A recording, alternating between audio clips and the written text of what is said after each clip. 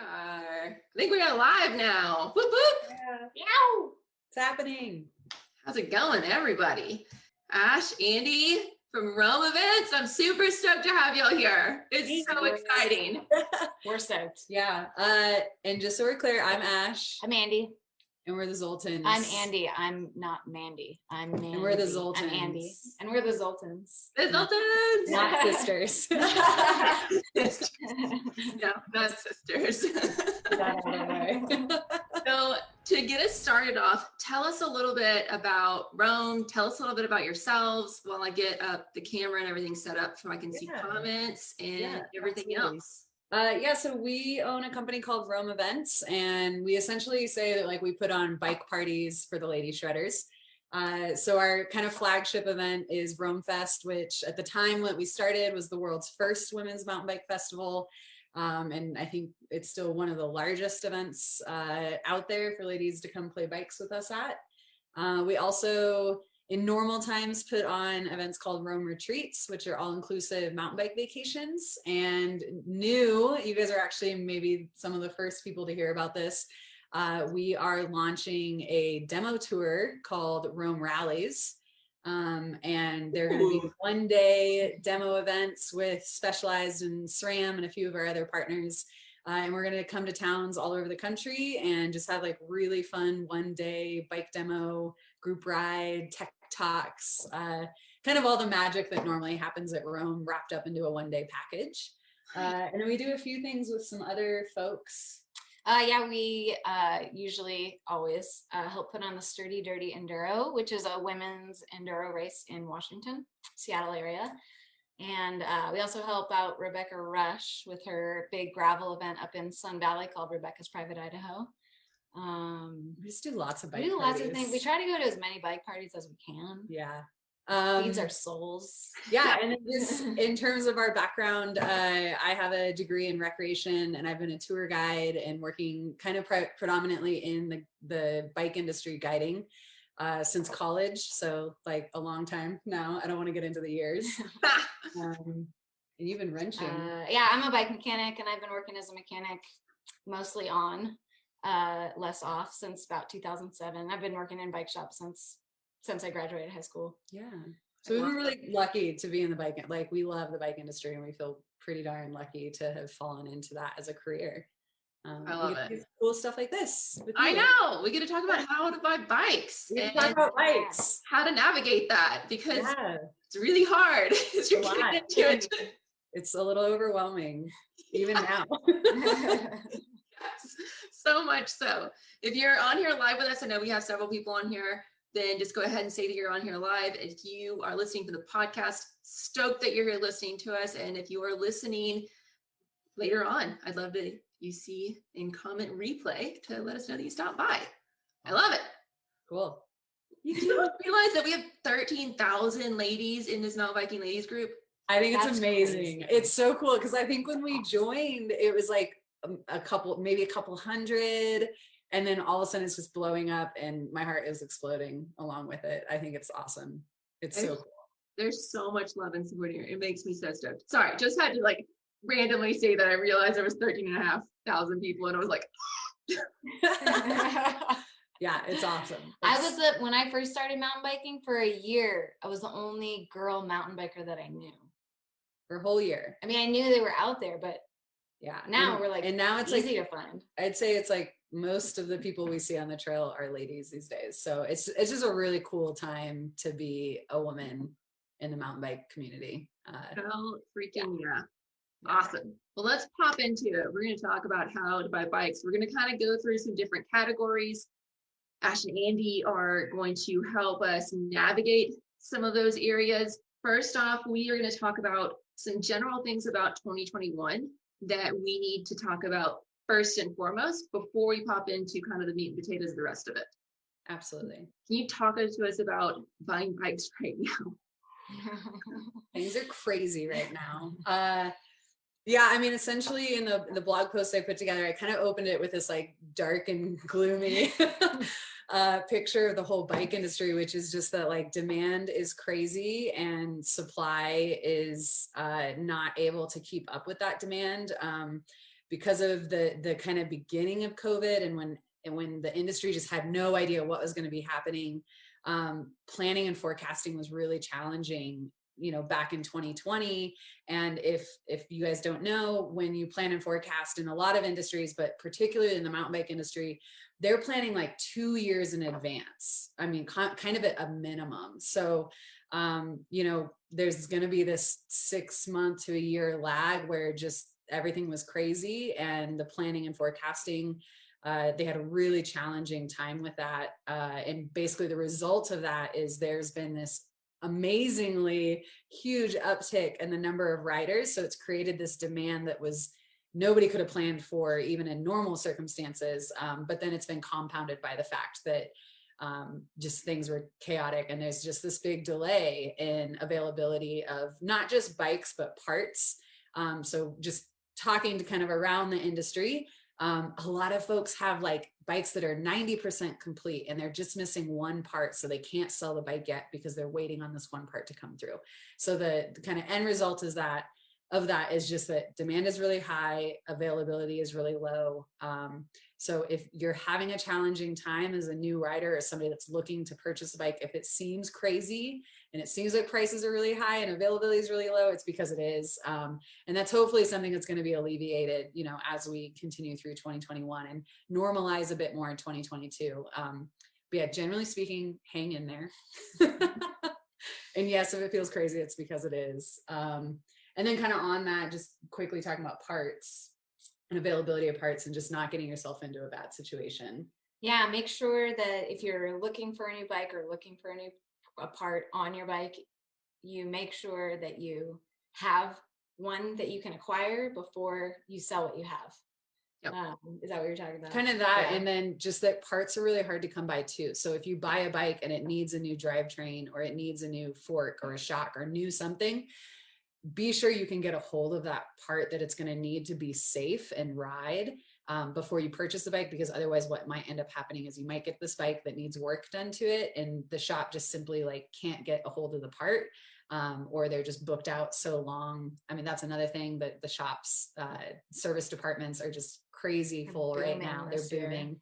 Which again is great. It's awesome. Like we love this for our local bike shops, but just be aware when you're buying a bike to just kind of know what you're getting yourself into, and do realize that, there's a lot of demand on both like servicing bikes from mechanics, but also parts, and just don't get yourself into a situation where you're going to purchase a bike and not be able to ride it for a while. Assume nothing. Assume nothing. That would be super sad. Yeah. A couple basics about like looking at bikes as a whole before we get into specific types of bikes. There's a couple things that all of us tend to agree on. One of them is things being like one buy. Mm-hmm. Dropper posts are wonderful. Yep. And then also tubeless is also wonderful. Yeah. Yeah. So those are kind of the three. So we talked about not purchasing bikes made prior to 2015. There's nothing wrong with bikes made prior to 2015. But again, going back to availability of parts, and then those three different components that you just mentioned. Tubeless, meaning that your wheels and tires are set up without a tube inside. So they run with like slime and air. Just a lot less issues with flats, generally speaking, when you're running tubeless, and a lot more flexibility in the tire pressure that you run. And when you get to run certain tire pressures, it changes the experience of the ride. So again, it's not like I say tubeless or bust in my post, but it's not the end of the world if your bike is not set up tubeless, but it certainly makes for a better ride experience and less problems out on the trail if it is tubeless. Dropper posts are just awesome. I don't know if anybody's been riding long enough. We used to ride to the top of the hill and then physically drop our posts down to do the downhill, and then you'd have to repeat that. I would do it like 20 plus times during a ride because I was all anally retentive about it. But dropper posts are just a really amazing thing for the progression for bikes, and they're pretty standard these days. Even some less expensive bikes are now coming with dropper posts, and then also aftermarket, they're really affordable. And they make such a huge difference in the amount of fun you can have riding, which at the end of the day, like all these things we buy for our bikes and the things that we put into the sport, it's like, how do we increase the amount of fun? And dropper posts are definitely a way to do that. And then the last thing is one by, and if you want to talk about gearing really quick, just Yeah. very briefly. So one by just describes the front chain ring. And the number one describes that there's only one chain ring. There used to be, on even mountain bikes, they call them a triple because there were 3 chain rings, and you'd have to shift between the 3 chain rings. 27 gears. 27 whole gears. Yeah, 9 in the back and 3 in the front. And over the years, it's gone down. It was a double for a while, so 2 chain rings, and now the whole industry's just kind of gone to one by is the way to go. It's simpler, it's lighter, it allows space on your left side of your handlebar for a dropper post lever. You're not having to like wonder what lever you're pushing. Less is more. Less is more now. Yeah. And they made the back gear really big, so you can get pretty much the same spread of gears, high and low, as you did with the triple. Yeah. Big old pizza pie. Yeah, pizza pie. And I will say, like, we've kind of touched on this, but we're going to get into a lot of details on this whole bike buying experience. And I do just want to say, take everything we say with a grain of salt. At the end of the day, like, we just want people out enjoying riding bikes, and it kind of doesn't matter what you ride, as long as it's safe and you're having fun and it gets you from point A to point B. We'll keep touching on that, but I just don't want to overwhelm people with like I don't have a dropper post, or, you know, this bike I might be buying is it's all gravy. It's all good. Like, ride what you got, girl. It's going to be okay. But these are just some things to keep in mind if we're like all in a perfect scenario of getting our dream bike. These are some things that we definitely recommend. Yeah, or if you're trying to decide between 2 different bikes. Totally. You know, Absolutely. like, these are ways to look at that. Like, hey, there's this one and this one. How do I compare them to? Absolutely. Yeah, for sure. Yeah. Sweet.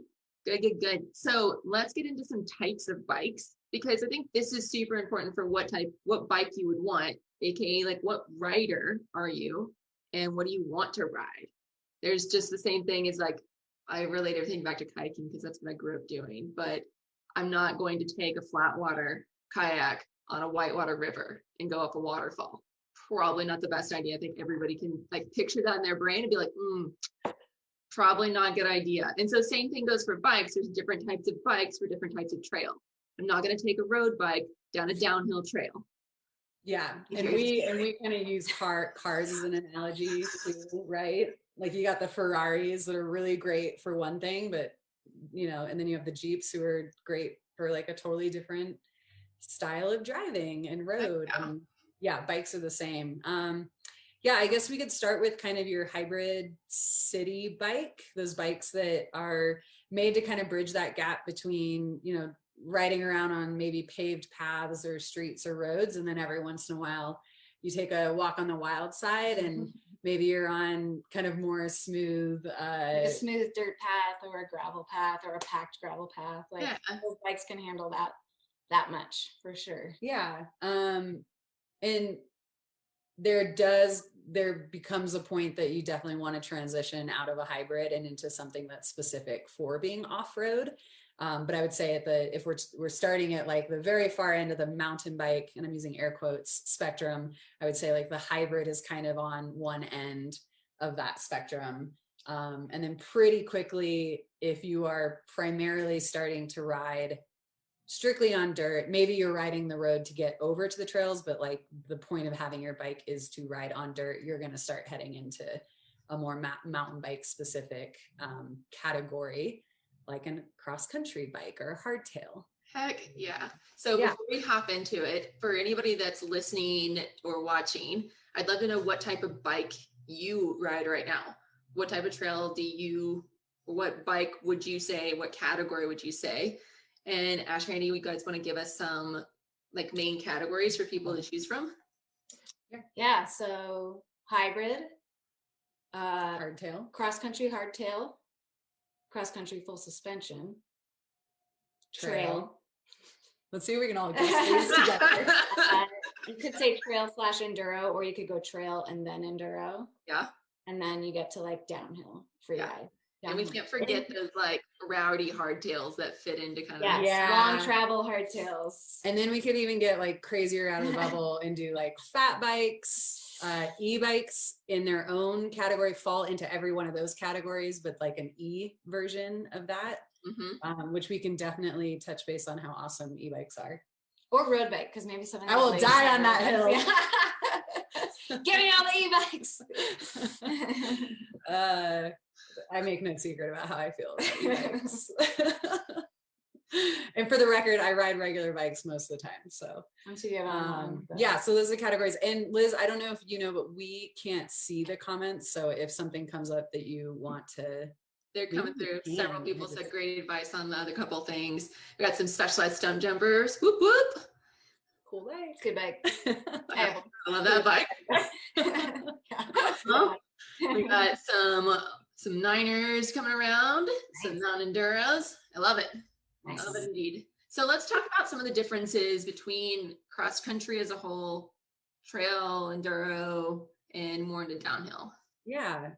So there's kind of two different categories that you can place these styles of bikes and like why you would choose one over the other. One is like the actual terrain that you are riding on.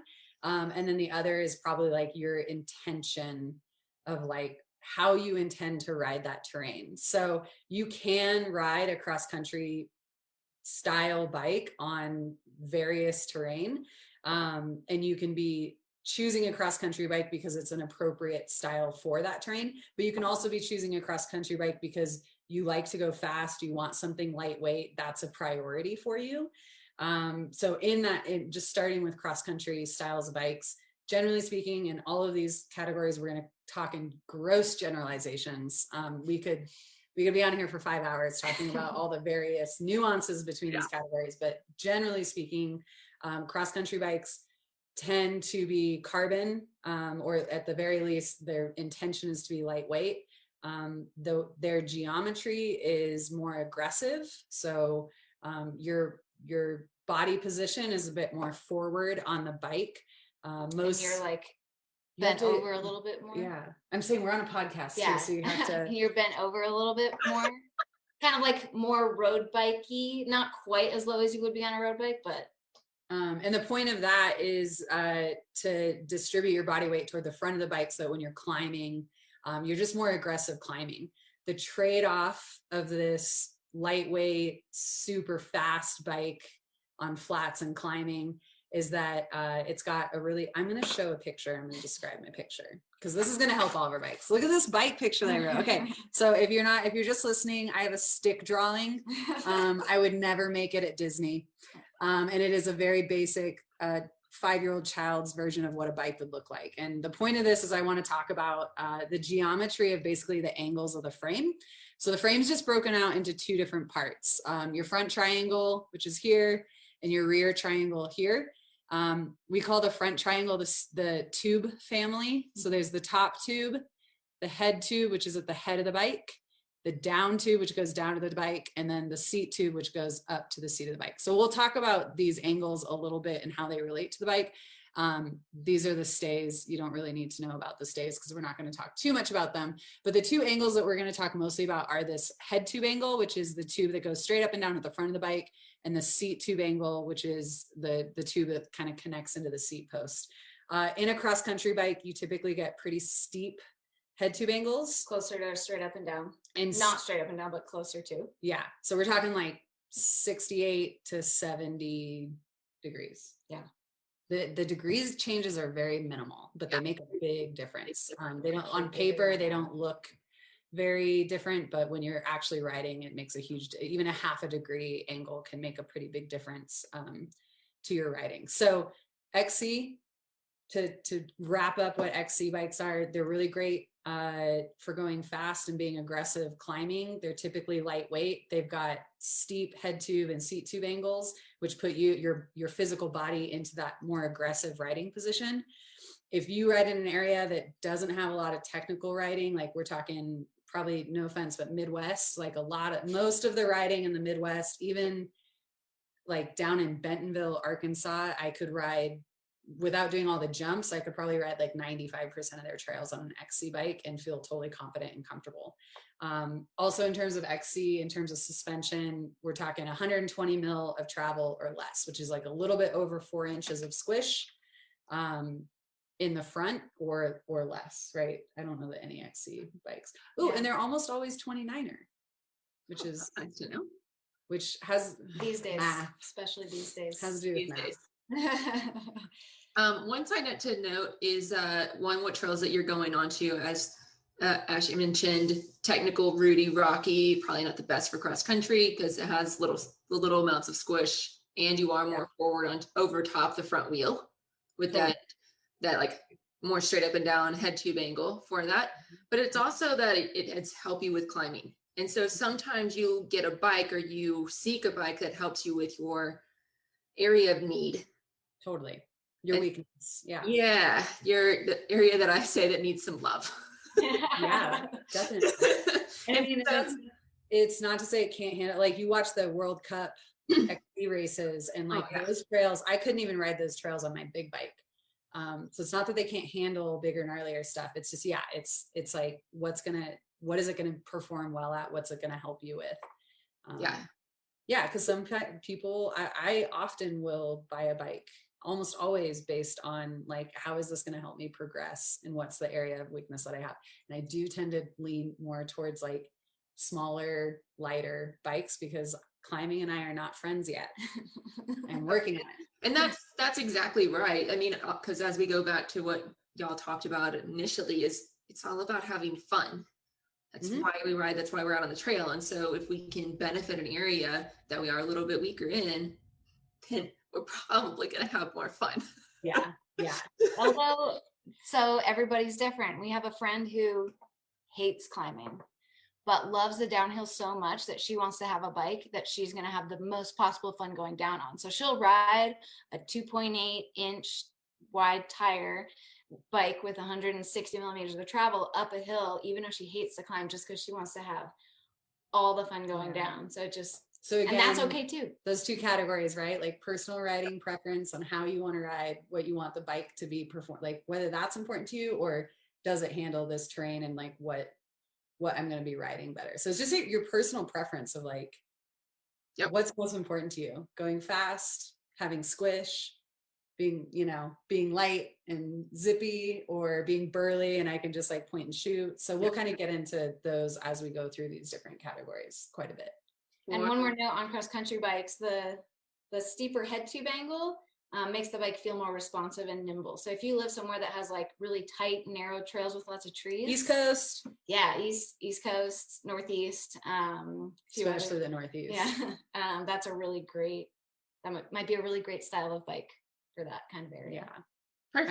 I've had a hard time coming across terrain outside of Pisgah National Forest that requires anything more than an XC bike on the East Coast, which there's a lot of places I haven't ridden. So take that with a grain of salt too. That's awesome. Well, so let's hop now into kind of the trail enduro aspect. We're kind of going to lump those a little bit together, but talk about a little of the differences too within it. Yeah, so trail and enduro bikes can range from travel in like 130 degrees to 170 degrees. Which is a usually. Big range. I'm sorry, not degrees, millimeters. 130 to 170 millimeters, which is, that's a pretty wide range. And on each end of that spectrum, you'll get a bike with different We're talking qualities. Like a stock Jeep versus the Jeeps that like rock crawl in those crazy competitions. So that's the range we're talking here. Yeah. It's like same category, but like they can be very different. Yeah. And if this is cross country bikes angles, Talk trail. about it. So use your words. So this with my hands straight up and down, 70-degree head tube angle. So this is the seat tube angle and this is the head tube angle, straight up and down hands.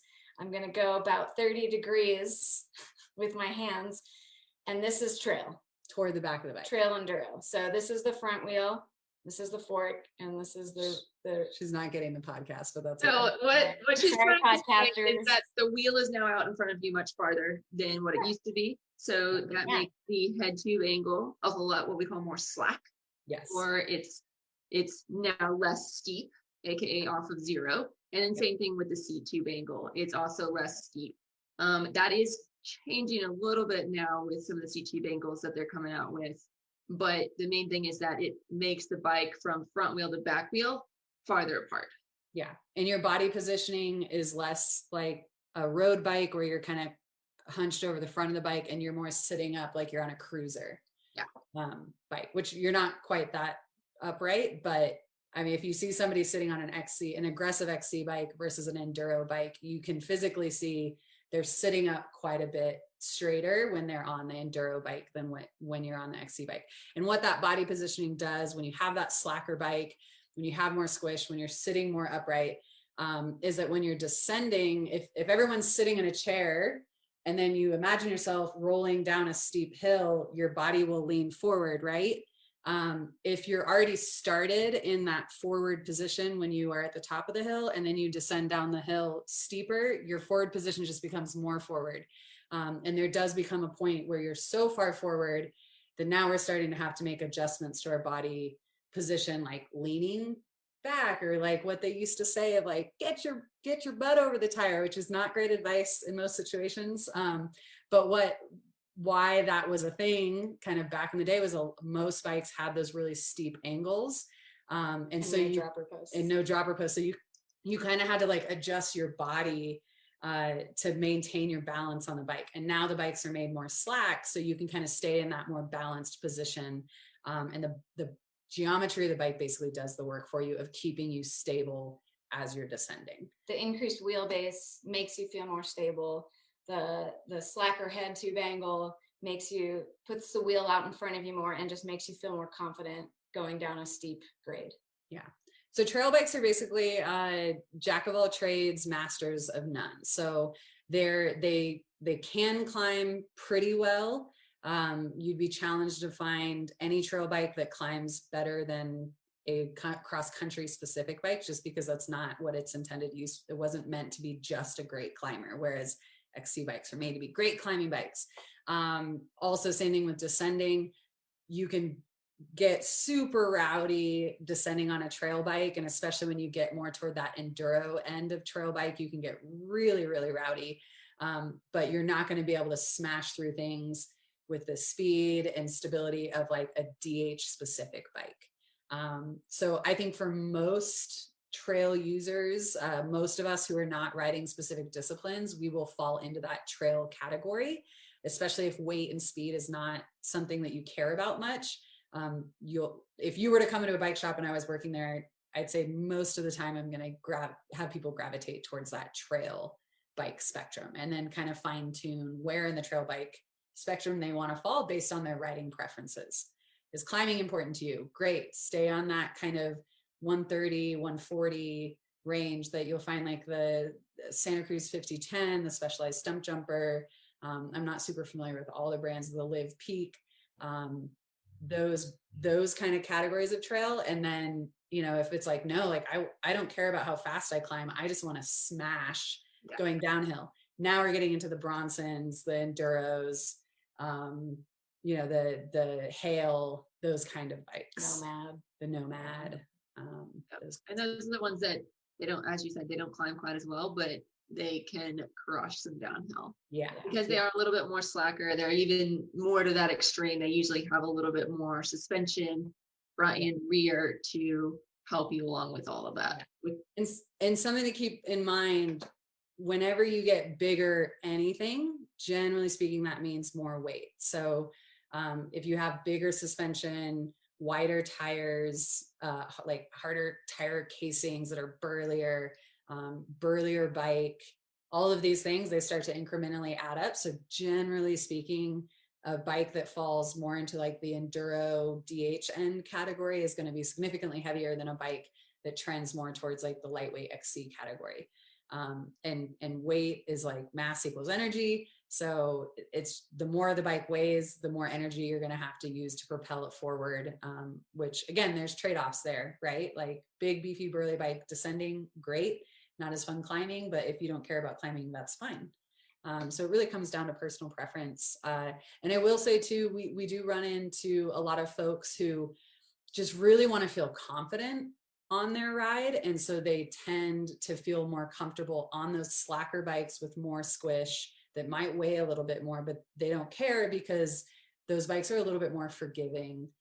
When you're getting into more technical terrain, you're sitting up more upright. It's just overall, you probably feel a little bit more comfortable on those bigger bikes. Mm-hmm. So if like going fast and weight and all those things aren't a concern for you when you're looking to purchase a bike, like don't discount the bigger bikes just because their intended design is for descending really fast and rowdy. You can take that bike and go ride it on an XC trail and have a blast. So again, a lot of it comes down to personal preference. Yeah. Think about like running versus walking shoes. Yeah. You can walk in any running shoe. Totally. Absolutely. Yeah. Yeah. You do. And I have DH bikes, which Yeah. very simply are very big. They're good for hanging on a lift. Yeah. Ski lift. They're great for putting on a ski lift, getting taken to the top of the mountain and shredding your face off going down. That being said, almost all of our friends, even those who race DH professionally, almost all of them now ride enduro style trail bikes rather than downhill specific bikes. It really depends on the course, but depending on the course, they Generally will choose an speaking. enduro or trail bike over a downhill A bike. downhill specific bike. So there's just downhill bikes are for a very, very, very specific, and it's usually like your second or third bike, not your only bike. Yep. Yeah. For sure. We got Ashley who said that she likes lifts up and does not like climbing and likes to ride down. Word. Good girl. I think we all can. I'm always like, where is the chairlift on this trail? Need that This would be a great spot for it. I love it. Robin says, great presentation, but we need another version of it dumbed down with the terminology and acronyms for us beginners. Robin, if you have any questions about some of that jargon, pop it in here and we'll definitely explain it about what we're talking about. But if you caught in a little bit late for our head tube versus seat tube, it's basically the front tube that goes into the front wheel. And then the back one that comes in towards the actual crank. Seat tube. Yep. As Ashley's showing her stick figure. This is It's beautiful. It's beautiful. You should sign that. I should.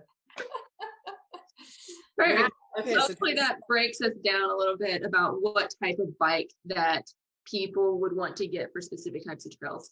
As Ashley and Andy said, most of us fit into the trail/enduro category within that, but you can definitely have other ends of the spectrum for it.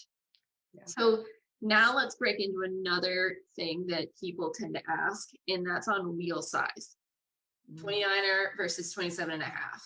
And it's basically how your diameter of your wheel. How big your wheel is. Which pizza pie do you want? Yeah. You're a medium, a large, or an extra large. Yeah. And there's different variations within that, especially if you get into plus size tires. Mm-hmm. So let's pop into some of that. I would just say, I'm going to let Andy take this one, but generally speaking, 26, unless you are a child or child sized, go ahead and just pop yourself up to at least a 27.5 or a 29er, which Andy's going to now talk At least a 29er. At least a 29er. Waiting for those 36ers. So about 10 years ago, 26 was like kind of what you saw the most. There were 29ers, but you saw them only pretty much on cross country bikes and some brands of trail bikes. And I would say around 2015 or so, maybe a little bit before that, 27.5 really started creeping in a big way. And then for a while it was plus more. Yeah. So then they went to 27.5 plus, which is like 3 inches and wider tires. And then I feel like now things are really leaning more towards 29, kind of across the board. Maybe not so much in downhill bikes, but definitely in all the other categories that we talked about. And the differences are obviously one's bigger than the other. And what you'll hear is that 29ers, the bigger diameter helps you roll over and up things better because the bigger wheel just makes everything else seem smaller, all your obstacles. There is math involved. It does actually.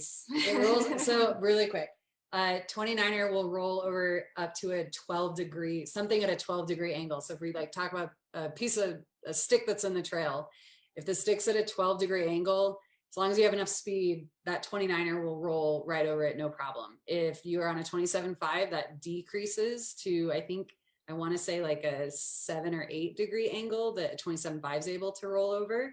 And a 26 goes down to like a 4 or 5 degree angle. So it's literally like a 29er can roll over bigger, steeper objects inherently better than a smaller diameter wheel. Yeah. And the other things you'll hear are that a 29er wheel feels like it's maybe not as nimble as a 27.5. The smaller wheel just maybe allows you to be a little more nimble, like get through tight stuff better. Gosh, I'm just like switchbacks and other. Yeah. You have a naturally smaller wheelbase too, so just you feel like tighter turns are just a little bit easier. And 27.5 wheels are also a little bit lighter.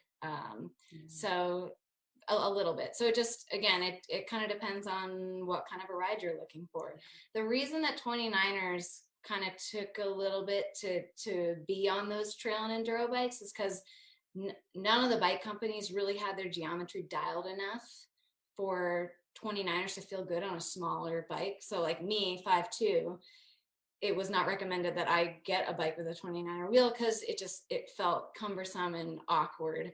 But in the last few years, all companies across the board have really dialed in their geometry to be able to make a 29er wheel feel really good on a bike for a small person. And I ride all 29 now across the board, and I still love the 27 because I like to get a little bit fancy, but the 29er for like I've noticed like climbing up stuff, it's just so much easier.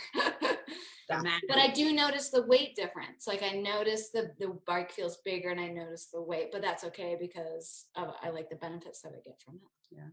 Yeah, it definitely helps you. It just hits at a different angle of the circle for even a bigger obstacle for that. So 27.5s are still super, like there's nothing wrong at all with a 27.5. Andy, like Andy said, she still rides like one of your favorite bikes to ride is still a 27.5. Actually, so it's kind of come in and out of the industry over the years, but now they're doing a mullet bike. So 29er in the front, 27 and a half in the back, party in the back, business in the front. So having that bigger front wheel still allows you did I get that right? Did I explain that right? Still allows you to climb up the same stuff. You get the climbing up and over obstacles benefits, but you get that like tighter rear end feeling with the smaller wheel, a little bit more playful, a little bit lighter.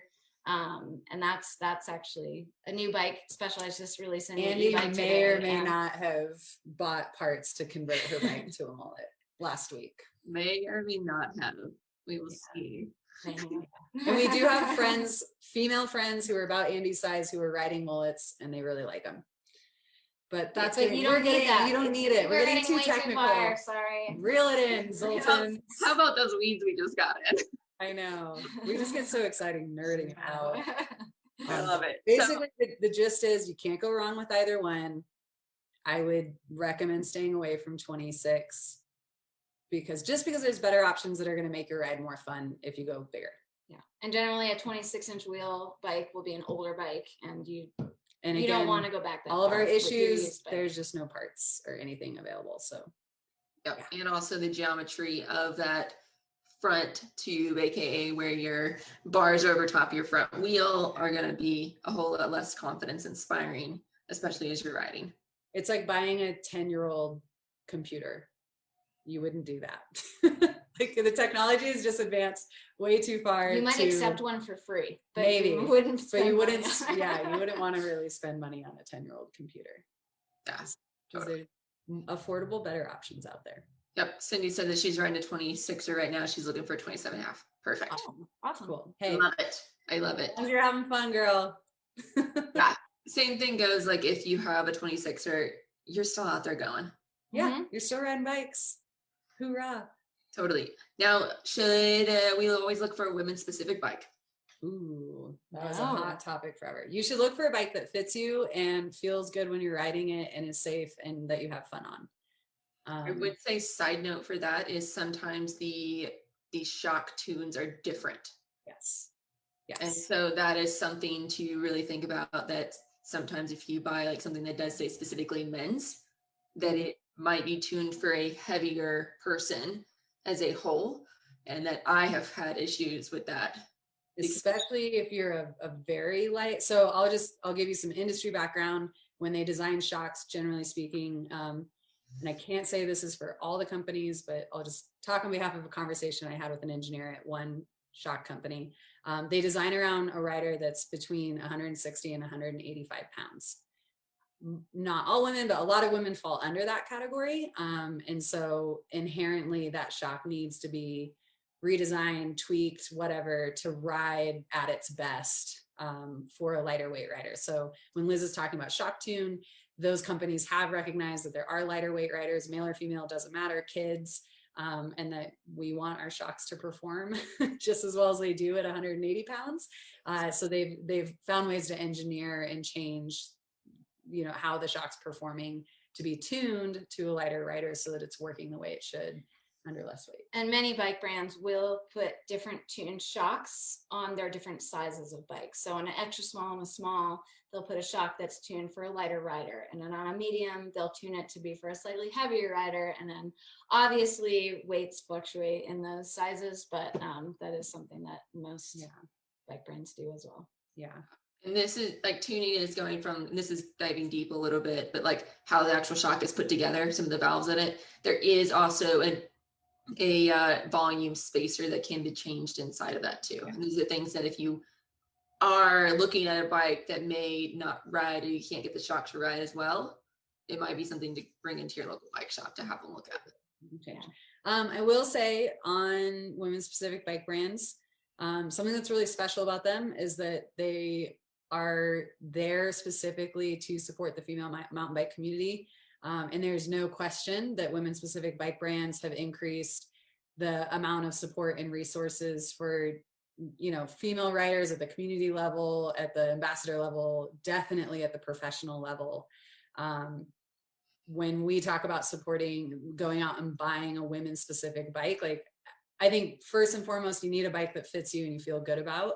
And that suits your style of riding. But if you want to go support a brand that supports women, I mean, those brands really put their money where their mouth is. I've worked for, full disclosure, I worked for Live Cycling. Juliana Bikes has been a partner of ours for years. It's really quite incredible what they do for the women's community. And I can say with absolute certainty that like, it is very genuine. I mean, yes, they're a business, they need to make money, but at the end of the day, they recognize that, women are inherently different in a lot of different ways, even if it's just down to the way we like our bikes to look, or the way we like to be marketed towards, or just creating the space to have that voice and that presence in the bike industry. Those companies both came around in 2014, 2015. Both of them launched around the same time. And I am 100% confident that there would not be as many women riding bikes without those companies out there kind of supporting us from the grassroots up. Totally. So huge proponent of, if you feel great, if those bikes fit you and you feel good riding them, there's absolutely no reason to not go out and buy one. For sure. I love that. A lot of brands have followed suit, not necessarily in making a women's specific bike, but in supporting more women endeavors on mountain bikes. Because they're like, oh, that's cool. We should be doing that. It is cool. Yeah. It's a shitload of women in mountain bikes. Yeah. And I think when you buy a bike, I'm going to go down a tangent here a little bit, but I mean, when you're spending money on a bike, what you're doing is you're saying like, hey, to a degree, I support this brand. And I think it's really important for those brands to reflect your personal values and like, what do you want to be supporting? Well, who do you want to be giving your money to? And I think it's something as simple as getting on a brand's Instagram and seeing like, what do the people look like that they're posting about? What are the stories that they're sharing? Does that relate to you? Looking at, I mean, all these brands across the board in the bike industry support some really great grassroots projects, from trail building projects to youth programs to all the above. And if you're on the fence and you have the luxury of picking a bike from a whatever brand, I mean, like, go look around, like zoom around on the internet and see if there's a brand that speaks to you. The beauty of the bike industry right now is it is so competitive that you have to make a good product to stay relevant in the bike industry. And so we're just in a really lucky time period that there's so many wonderful brands out there that are making so many fantastic bright bikes that it's really hard to get it wrong. So I would just say, like, if you have the luxury of picking the name on the down tube of your bike, why not make it a brand that you feel good about supporting? For sure. For sure. Now, as we talk about kind of buying the bike, aka like what names on the down tube, that can lead to some price. Yeah. I mean, oh yeah. Oh yeah. Well, let's just start at the beginning. Like the entry level bikes, you can start at like box store bikes, and I'll just go ahead and say right now, please don't do that. The quality bikes, meaning like Walmart, Dick's, Walmart, even the Costco's maybe fall into there. They're not being like at those stores. First of all, the quality is not as good. Second of all, they're not being assembled by necessarily somebody who knows exactly what they're doing or has been doing it for a while. And you don't get any of the benefits that you get from buying a bike from a bike shop or a bike manufacturer that is their primary thing. Yeah. So yeah, the quality at the box stores, the quality of the bike is pretty subpar. It's almost akin to like buying a car from a box store. Like that would probably terrify you. And bikes are kind of in that same category. I think they're fine if you're just like literally cruising around downtown to get coffee with your friends. There's nothing wrong with that. But yeah, the quality of the part, you're very quickly going to be running into mechanicals, potential safety problems. There's always a potential safety problem taking the bike off the floor, like Andy said, with who's assembling the bike. It's a little sketchy and not something I would feel safe riding off trail. And the reason why like safety comes in, that's a lot of, or safety and fun are kind of the reasons for a lot of the price changes or price differences in the bikes. Right. And making sure your front wheel's not going to fall off. Yeah. Making sure that you will have brakes to use. Oh, brakes. Making sure that your seat post is not going to turn, or your bars aren't just going to randomly turn in front of you, like that your wheel is going to actually stay its shape as a wheel and not crush. Like all of these things are huge safety things that if you're going down the trail and all of a sudden your wheel crushes or like caves in, it's not something that we ever want to even think about. And so definitely that's part of it. Yeah. So once we kind of get out of the box store, we're probably moving to your baseline model bikes that you'll find at your local bike store. I'd say those usually start out in like the $500 range, maybe a tiny bit less. And that's going to be like your hybrid that we were talking about, like mostly pavement, but a little bit of gravel and dirt sometimes. You're going to look at like the 500 to 900. And most companies range. Purposely build those bikes in that price range for that kind of entry level. It's like the entry level price range. I would say, like, honestly, like nothing wrong with those bikes. Great if you're getting it from a local shop, you know that they're being put together well.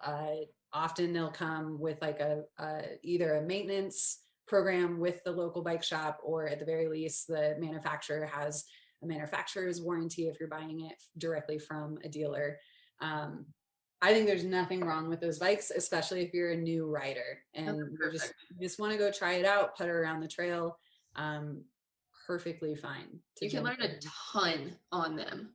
Yeah, definitely. Odds are, if you fall in love with mountain biking, which I pretty much guarantee you will, that you're very quickly going to outgrow the capabilities of that bike and the fun factor of that bike. So that's going to jump you up into kind of the next level that, honestly, like if you're stoked on biking, I would kind of immediately jump into this like $1,000 to $2,000 range bike.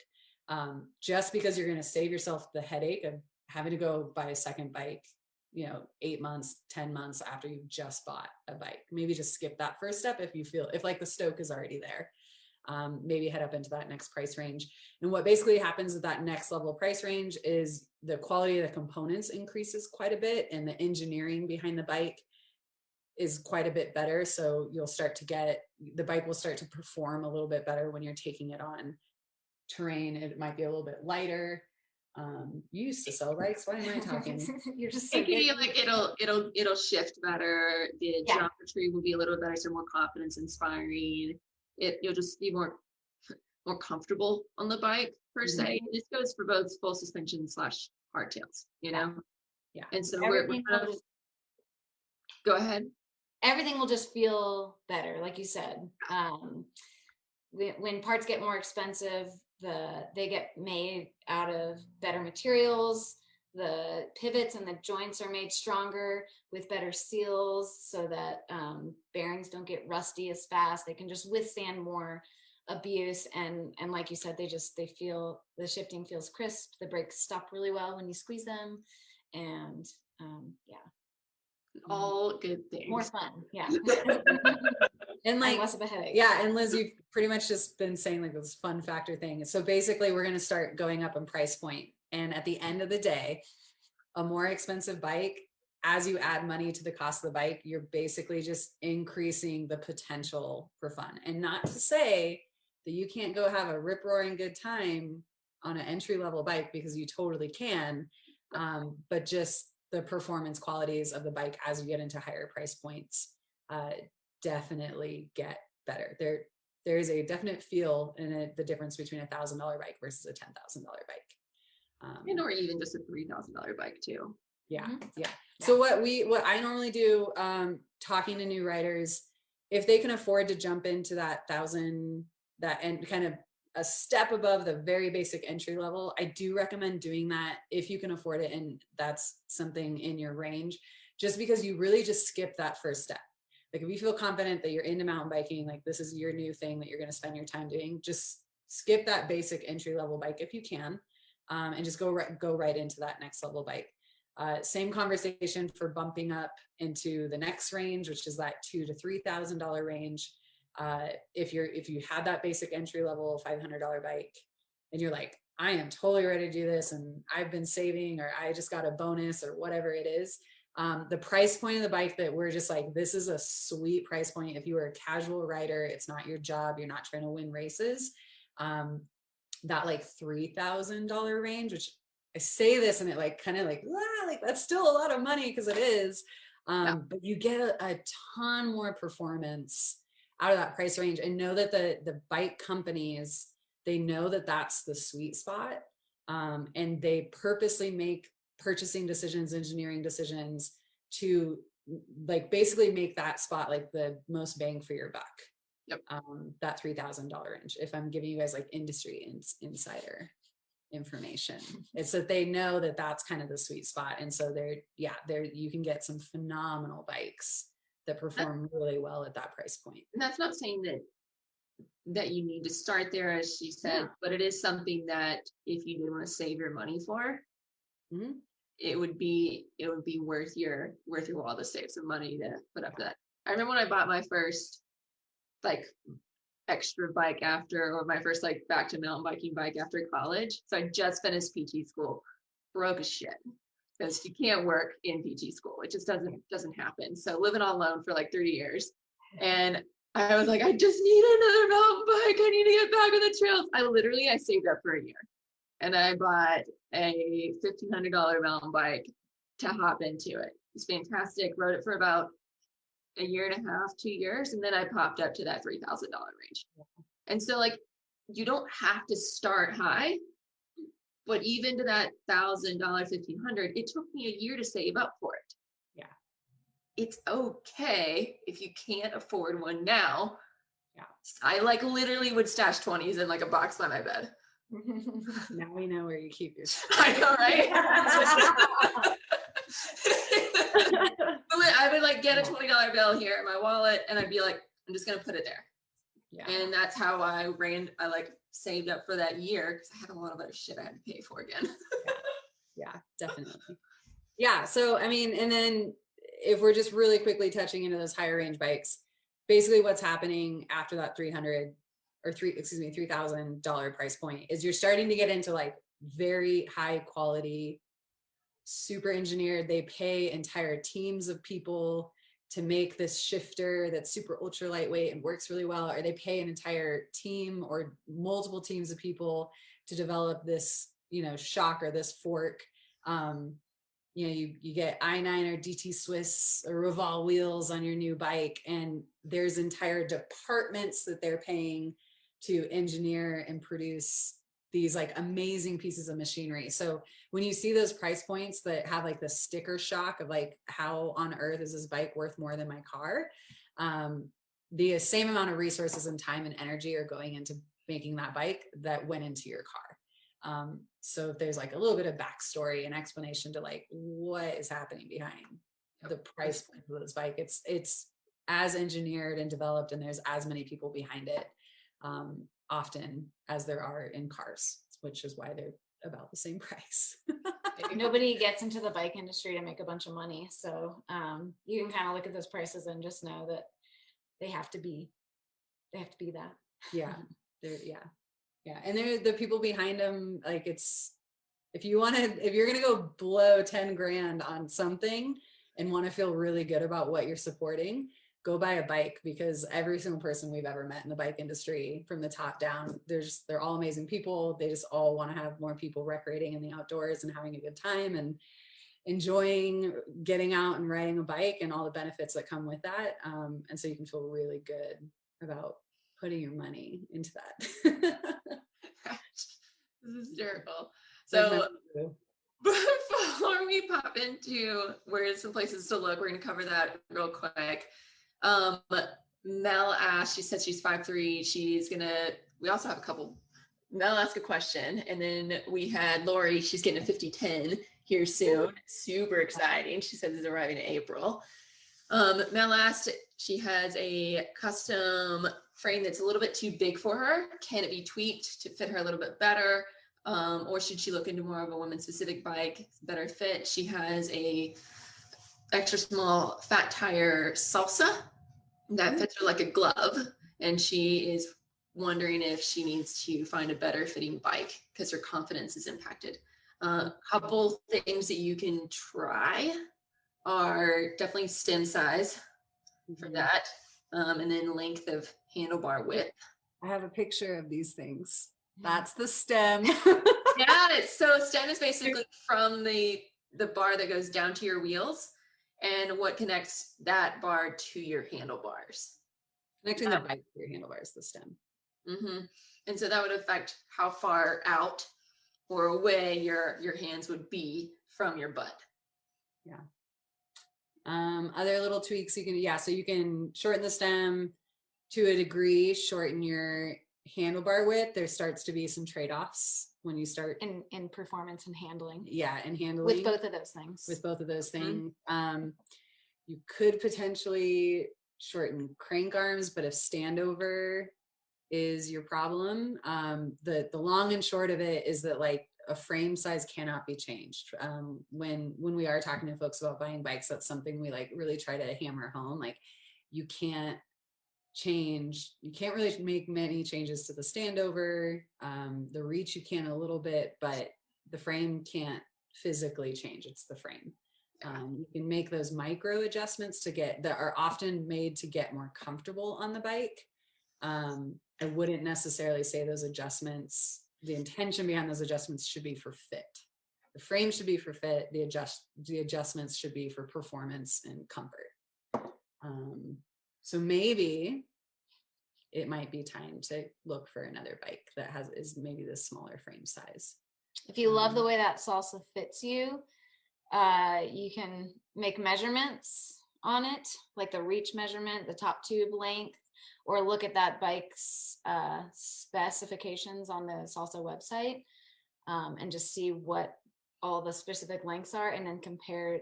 Just know those numbers, especially reach. That's a really good length to standover. Those are good measurements to know when you're looking for a different bike, because generally those ones will translate well to other bikes, at least as a starting point.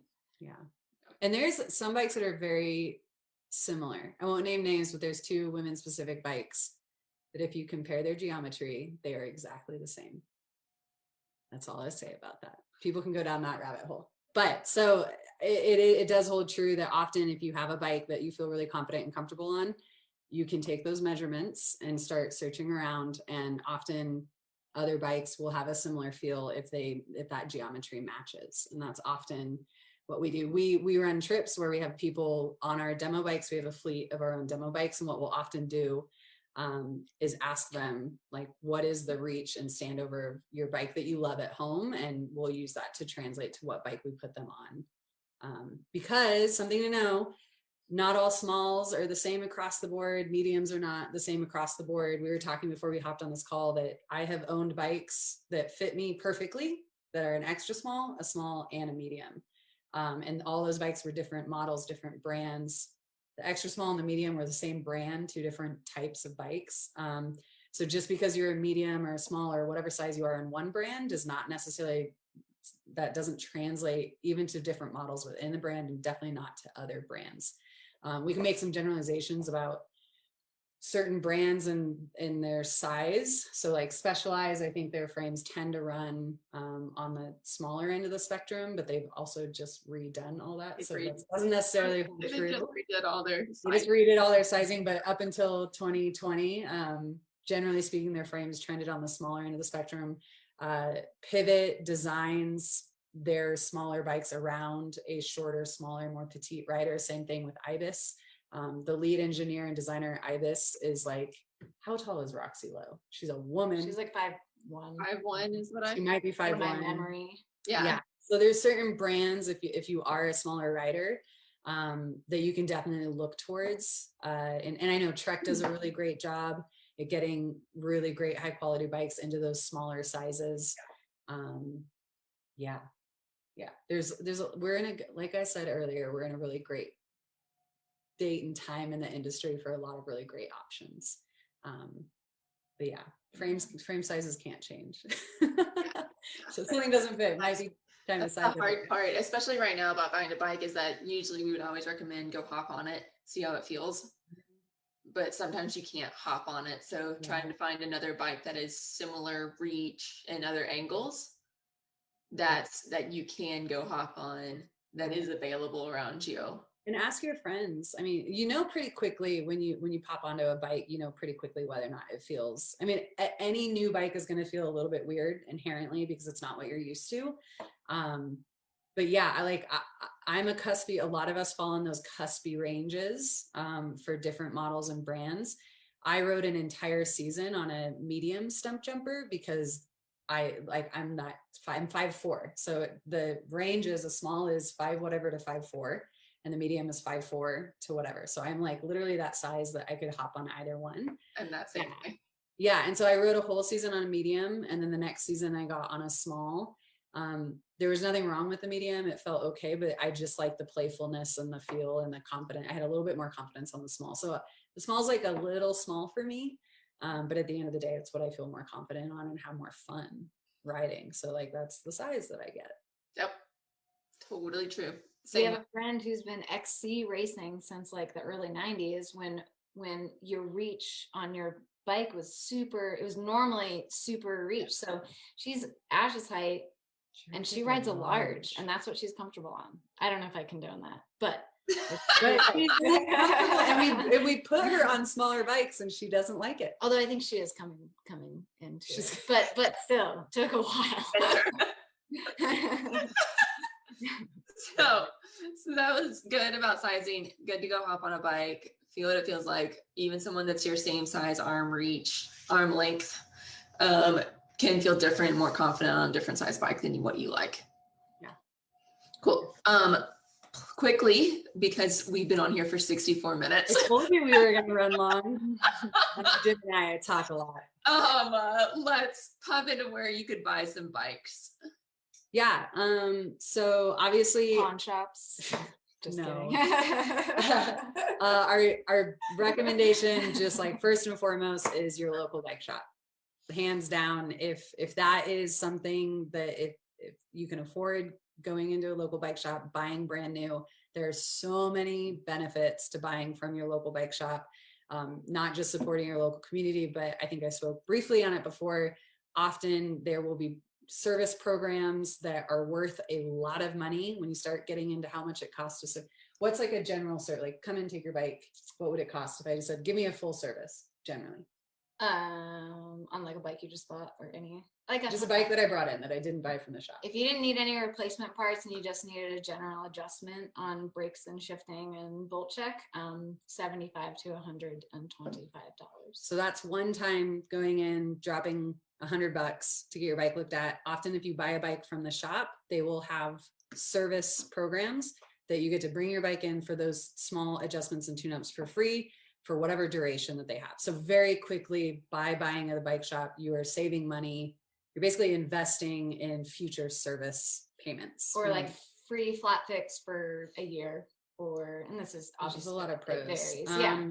Also, your warranty is retained on the frame of your bike, and most bike brands that are sold in bike shops have anywhere from a 5-year to an unlimited lifetime warranty, and then the parts and components on the bike are usually around 1 to 2 years. So if you don't get it from a bike shop, you don't get any of those necessarily things. get those things. Yeah. So first place I would recommend to go is your local bike shop. Also, they're freaking awesome, and we get to visit. We are very lucky we get to visit a lot of local bike shops in our travels, and I think they're really special people doing awesome things for this community, and we should support them whenever we can. That being said, if we're talking secondhand bikes, which in today's current bike demand situation, I think a lot of us are probably looking for secondhand bikes. Yep. There's a few places that I would definitely steer towards. I think Facebook groups like this one. What is the group that Jill Hamilton runs? There's no selling bikes in here, but there's like mountain biking ladies buy and sell. Yeah, I think that's Jill Hamilton's group. There's another group that's like that. There's a couple other ladies buy and sell groups that are out there. Those are great because the people that are selling, they have profiles, they're real people. You can have lots of great conversations back and forth, get lots of information prior to showing up to buy the bike or getting it shipped to you or whatever it is. There's a pretty high level of security in buying from something like a Facebook group. Kind of falls into Facebook Marketplace, same thing. The people have a seller's profile on Marketplace. If they're screwing people over, it because it shows up on their profile. So you can have a little bit more confidence in buying from there because there is a little bit of a safety background check with who is selling the bike. And usually it's a local seller, so you can not worry about getting a bike shipped to you and then being stuck with a bike or having to deal with shipping it back. You can go and meet them. Yeah. In a safe location. Go ride around the parking lot. Yeah. Craigslist. Depends on where you are. Craigslist is okay in some cities and maybe not the way to go in other cities. I would just tread very, very, very cautiously on sites like Craigslist. A lot of stolen bikes end up on Craigslist. A lot of people sell bikes that haven't taken care of it. It's just it's kind of like the catch-all for if people are serious about selling their bike and serious about biking and want to sell it reputably, they tend to not do it on Craigslist. Yeah. Again, grain of salt. I think sometimes you can find great bikes and great deals on Craigslist, but I would just tread very, very carefully on Craigslist, especially because most stolen bikes end up. And also on stolen bikes, when your buddy's like, hey, my neighbor has this bike for $50 and it's a $5,000 bike, warning flags. If something seems too good to be true, it's because it is, and it's most likely stolen. And just don't give in to that whole thing of buying bikes that are stolen, because it just encourages them to continue to steal bikes. And then one day it's your bike that's getting stolen, and it's sad because it's happened to me a lot. So anyway, so stay away from Craigslist if you can. Pinkbike.com is an online kind of community news source. They have a really great buy and sell program. People who tend to sell on Pink Bike are those more serious riders. Still tread lightly. You can still get yourself into trouble on Pink Bike. Pink Bike, what's great about it is there's, you can buy bikes from pretty much anywhere in the country, maybe the world, I don't know, and have them shipped to you. So your options in terms of quality, size, range, if you're looking for a very specific bike, a lot of bikes are sold on Pink Bike. It's a huge hub for the community. People sell parts on Pink Bike too. So if you're having trouble finding availability elsewhere, sometimes you can find stuff there.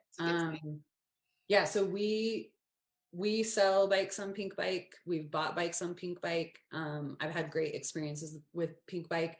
The only thing is if you're not looking at the bike in person before you're buying it and having it shipped to you, just be really aware of what you're buying, ask lots of questions, ask for lots of pictures, make sure that the bike doesn't need a ton of work or that they're hiding some crack in the frame or something like that. Just know what you're getting into before you hit purchase and have them ship you the bike. For sure. Unless you're seeing it in person. The other kind of category is like the direct to consumer bike brands. So like Canyon, YT, that's becoming more and more a part of the industry is of cutting out that middleman. Super great bikes. We know lots of people from those companies. We have nothing but great things to say about them. Some things to be aware of is when you buy bikes direct to consumer, and this even holds true for brands who also sell in shops. If you buy a bike direct, I think some of them require you to have it built out professionally, or it completely voids the warranty if you don't have it like certifiably professionally built. Some of them I don't think you get a warranty at all because they're just assuming that you might build it wrong and operator error, builder error, something goes wrong, the frame cracks, you're not going to get a warranty out of that because that's just not They can't prove that. They can't prove that you didn't do something wrong. Whereas, you know, you go through a bike shop, they have relationships, they have fail safes to make sure that the bike's being built properly before it's ridden. So again, nothing wrong with direct to consumer, but just if you're going to buy a bike, it needs to be professionally built, both for the safety of the bike, but just also like you don't want the headache of something breaking because it wasn't put together right. Also, it cuts out the local bike shop, which you guys know how we feel about local bike shops, but they're great bikes. They support a lot of great programs. They support a lot of great athletes. There's nothing inherently wrong with them. Just be very sure to get it built out properly and safely before you ride it. If you're doing direct to consumer bikes. And again, one more thing is don't buy from the big box stores. Buy from the big, those aren't bikes. They're death traps. Not safe. Cool. So I think that kind of wraps up for this kind of general overview of how to buy the bike. We didn't dive into like specifics of this sort of used bike versus this sort of used bike for you exactly. We could potentially go into some more details on this. This is a brief kind of an overview, not a brief overview. It's 60 minutes long.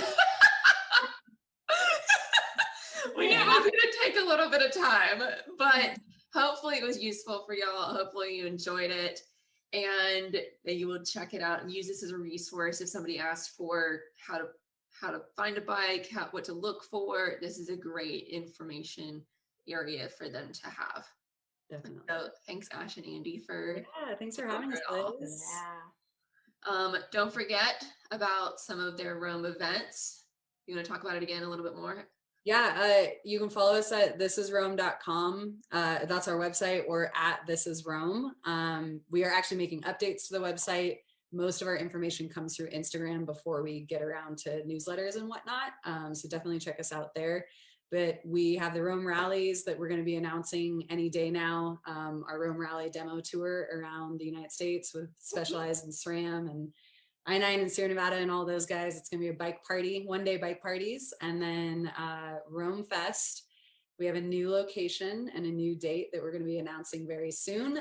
But we are definitely heading back to our flagship festival site in Sedona, November 5th through 7th. It's only a 250 person event, so we keep it small so we can make sure that everyone's having the best time. And that one is a little bit more geared towards the more intermediate advanced rider, but this other one that we're gonna hopefully release details on soon is gonna be a little more beginner. Do you like that tease? Or like teasing it? I know, right? Here we go.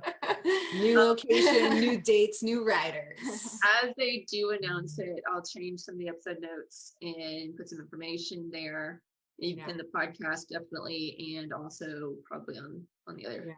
Yeah, and then we're on your Facebook group, so I'm constantly kind of perusing the questions. Please feel free to reach out to us or out to Liz, or put whatever questions you want. And we're definitely over the next couple of days going to be checking in on that and just making sure that those of you who have more specific questions, those get answered, because we understand that it is a lot of information to sift through. Yep. Perfect. I love it. Well, thanks ladies so much. Yeah, thanks for having us. Yeah. Bye everybody that's popped by to watch. Happy shredding.